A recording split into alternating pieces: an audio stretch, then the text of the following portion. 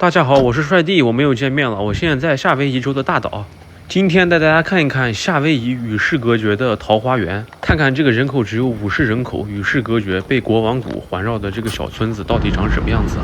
因为山谷的路非常的狭长陡峭，所以只能坐这个大巴下去，门票是1位70美金。如果大家准备去夏威夷大岛旅游，正在纠结要不要参加这个旅游项目，强烈建议大家看完这个视频再做决定。如果没有机会也不要紧，我的视频也会带大家了解当地的风土人情。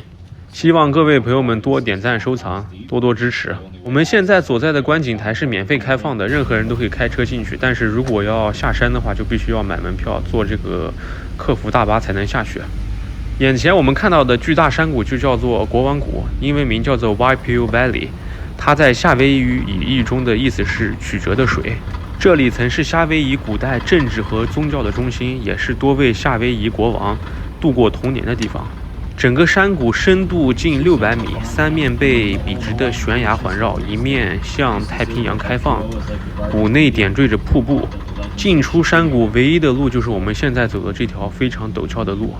谷底我们看到有一片绿色的植壁，靠近海岸的地方还有一片黑色的沙滩。这里的景色是非常的美妙，但是由于海浪湍急，通常不建议在此游泳，也不会对外开放。可能许多朋友们不知道夏威夷这个历史，它实际上是一个古老的王国，后面被美国强制占领，成为了美国的一个州。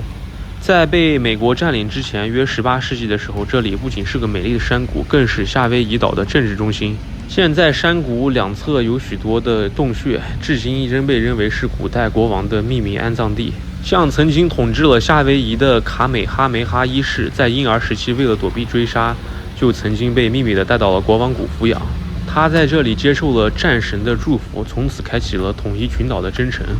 在鼎盛时期，谷内居住着约数千名的夏威夷原住民。当时这里还有一套成熟的极其复杂的农业灌溉系统，山上的淡水通过梯田精准地流向每一块芋头田。车行驶到谷底的时候，我们大概可以看到远处的山峰有一个瀑布，它叫做哈拉维瀑布，它是整个夏威夷大岛最高的单体瀑布，约400米。今天也是运气比较好，刚刚下过雨，所以我们看到它的水量还是比较大的。除此之外，国王峡谷里面它还有一个叫做歪洛阿溪的一条小溪，它是整个山谷的生命线，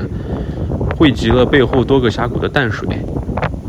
大家好，我是弟，现在这个导游已经把车停在这个国王谷里面，周围都是这个山谷。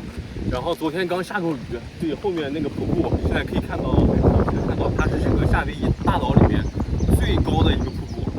短暂停留打卡拍照之后，我们现在继续乘车往谷里面的村庄走去。走了一小会儿，我们现在可以看到村民的房子。整个谷里面村民的人口大概是50人左右，居民主要是从事传统的芋头种植行业。这里的居民过着一种近乎隐退的生活，由于谷底没有公共设施网，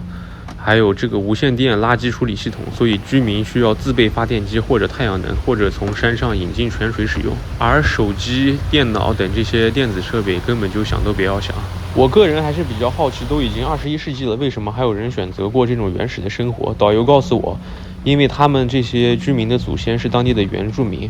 为了这种文化的传承，他们选择过这种隐退的生活，来继承他们祖先的意志。而这些人本身也没什么物欲，也不会想着每天好好工作赚钱买房子之类的，他们唯一的收入可能就是种一些芋头，然后到外面的市场里面换点钱买点其他的食物。虽然村落的人不多，但是小村落非常有凝聚力。这里的居民非常看重隐私和土地的神圣性，他们自称是这片神圣土地的守护者。时间来到现代，在19世纪的时候，小村落来到了鼎盛的时期。那个时候谷内不仅有密集的夏威夷村落，还有中国移民建立的小型定居点、商店、教堂，甚至还有学校和邮局。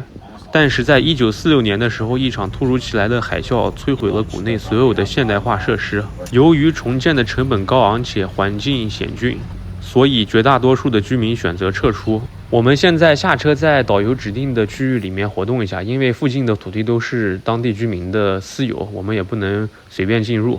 不过这里的树木真的是非常的茂盛，花呀草呀的这个大小完全比外面自己种植的要大很多，可能是因为天然的环境吧。谷里的空气也是非常的清新，空气比较湿润，有一种热带雨林的感觉。在这里听不到任何外界的杂音，只能听到小溪的流水声，还有鸟叫和虫鸣的声音。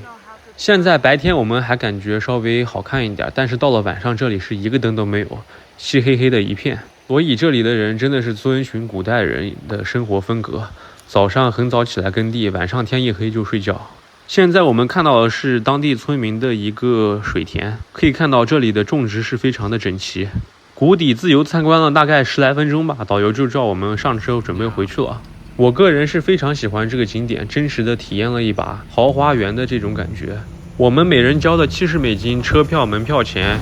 可能也有一部分会给当地的居民进行一些环境保护呀之类的。作为一个现代人，感觉没有网没有手机，我的生活就过不下去了。所以我很佩服这一群生活在谷里的